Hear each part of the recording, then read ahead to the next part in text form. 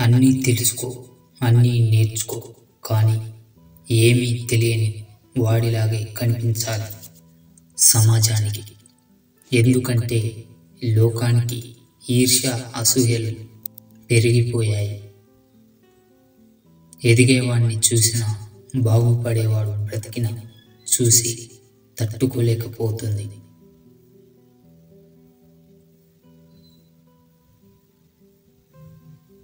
జీవితంలో ఓడిపోకపోతే పరాయి వాళ్ళు ఎవరు, మన వాళ్ళు ఎవరు? మన వాళ్ళలా నటించే పరాయి వాళ్ళు ఎవరో తెలుసుకోలేము. ఎందుకంటే మన అవసరం ఉన్నంత వరకే మర్యాదలు. ఎదురు ప్రశ్నలు వేయనంత వరకే గౌరవాలు. అవసరం తీరిపోయాక అవమానాలు, అవహేళనలు. ఎదురు ప్రశ్నలు వేస్తే మన గుండెకే ఎదురు దెబ్బలు. ఇదే ఇప్పటి మనుషుల తీరు. నీకు మంచి చేద్దామని ఎవడు అనుకోడు. ఒకవేళ చేసినా నీకు ఆ మంచి చేయడం వల్ల ఏదో ఒక లాభం ఉంది కాబట్టి చేస్తాడు. ఎందుకంటే లాభం లేని పనులు ఈ రోజుల్లో ఎవరు చెయ్యరు. ఎవరి ముందు తల వంచనిది ఆత్మగౌరవం. ఎవరి ముందు చేయి చాచనిది ఆత్మాభిమానం. ఎవరి కాదనలేనిది ఆత్మీయత. ఈ మూడింటి కలయికే జీవితం. కొంచెం మంది మన అనుకున్న వాళ్ళు ఒక్కోసారి నోటికి ఎంతొస్తే అంత మాట అనేస్తారు. నరం లేని నాలుకే కదా అని నలుగురిలో ఏది పడితే అది మాట్లాడేయకూడదు. నాలుగు గోడల మధ్య ఒంటరిగా ఉన్నాను కదా అని ఏ ఆలోచన పడితే ఆ ఆలోచన చేయకూడదు. మాట పదిలంగా, ఆలోచనలు సవ్యంగా ఉంటేనే జీవితం అదుపు తప్పకుండా ఉంటుంది.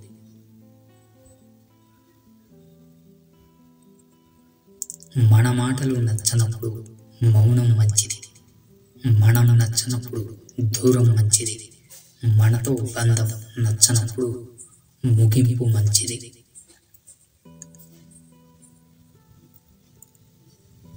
బంధాలు కలిపేది మాటే, బంధాలు తెంచేది మాటే. గాయాలు చేసేది మాటే, గాయాలు మాన్పేది మాటే. ప్రాణం పోసేది మాటే, ప్రాణం తీసేది కూడా మాటే. నిన్ను గెలిపిస్తుంది మాటే, నిన్ను ఓడిస్తుంది కూడా మాటే. అందుకే మాట్లాడే ముందు జాగ్రత్త.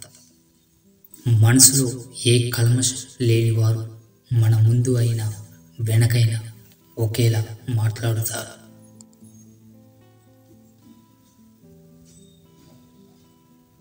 ఒంటి నిండా విషం నింపుకున్నవారు మన ముందు ఒకలా, మన వెనుక ఇంకోలా మాట్లాడుతారు.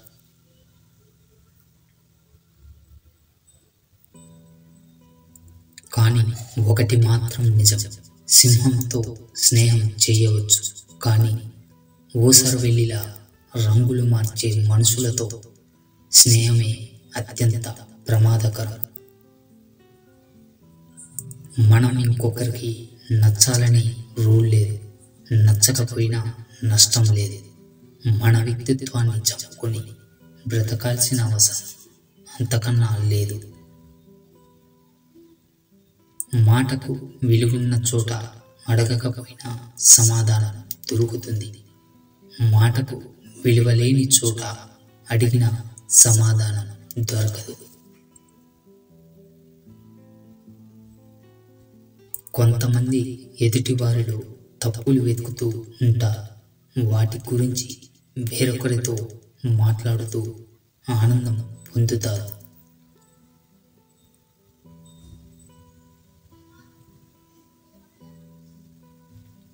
ఇలాంటి వ్యక్తులకు జీవితంలో నిజమైన స్నేహితులు, బంధువులు ఎవరూ మిగలరు.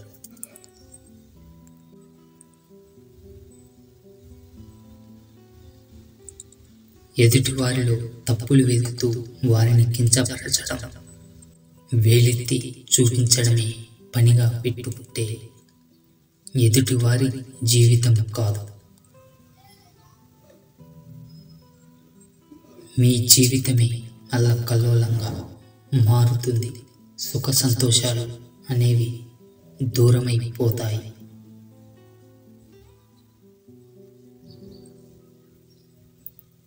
ఒక్క వేలితో మీరు పక్కవాడిని చూపిస్తే మిగతా వేళ్ళు మీ వైపే చూపిస్తాయని తెలుసుకోవాలి. ఆ తర్వాతే ఎదుటి వారిని నిందించడం ప్రారంభించాలి. నిందించడమే పనిగా పెట్టుకున్న వారికి జీవితంలో పక్కన ఎవరు తోడు ఉండరు.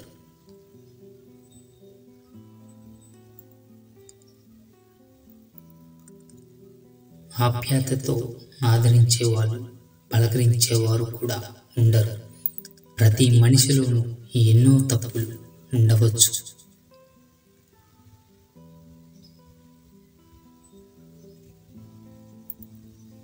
వాటిని సరిదిద్దడం మీ పని కాదు. ముందుగా మీ తప్పులను, మీ లోపాలను సరిదిద్దుకోవాలి. బయట ప్రపంచాన్ని బట్టి ప్రేమించడం నేర్చుకోవాలి.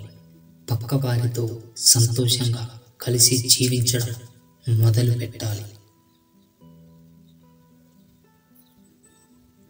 అప్పుడే అసలైన జీవితం ఏంటో తెలుస్తుంది. మీరు జీవితంలో ఒక విషయాన్ని గుర్తుపెట్టుకోవాలి.